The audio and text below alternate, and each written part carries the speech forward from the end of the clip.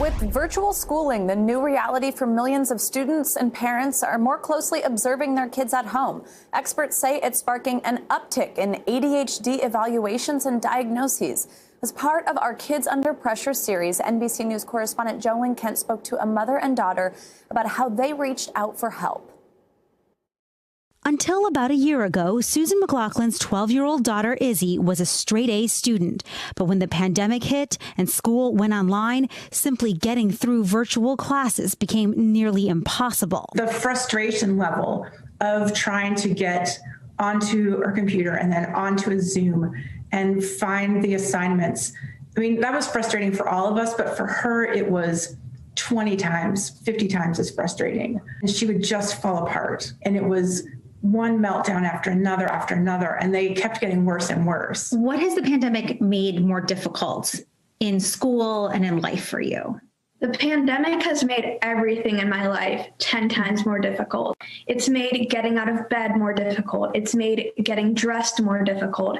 It's made getting in the car to go to school more difficult. That's when Susan, diagnosed with ADHD herself, reached out to their family doctor for help, joining what psychiatrists and pediatricians call a growing number of requests from parents to get their children evaluated for ADHD or start them on ADHD medication. And for Izzy, who's already diagnosed with severe anxiety, a long journey began. Altogether, it'll probably be 5-6 months that it will have taken us to do this whole thing. According to the nonprofit Children and Adults with ADHD, or CHAD, calls to their hotline have spiked 62% since the pandemic started. How much of this has to do with kids being removed from a super supportive, structured environment versus parents being around to observe their kids at home? Or is it a combination of both? Absolutely a combination of both. One of the things that we know is that people with ADHD thrive on structure. They need schedules. It helps them keep themselves on track.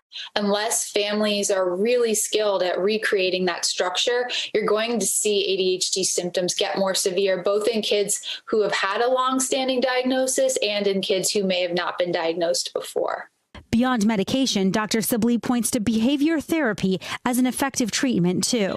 You'd be working with a professional to set up those structures and those routines that are missing because you're now in the remote learning setup.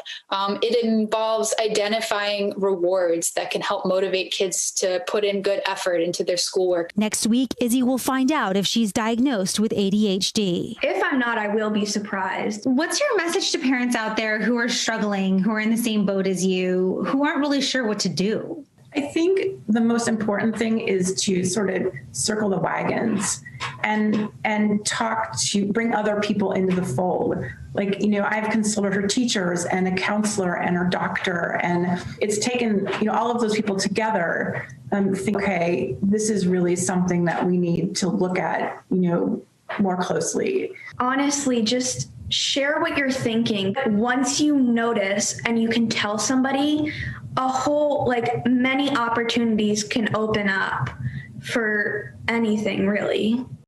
Hey, NBC News viewers, thanks for checking out our YouTube channel. Subscribe by clicking on that button down here and click on any of the videos over here to watch the latest interviews, show highlights, and digital exclusives. Thanks for watching.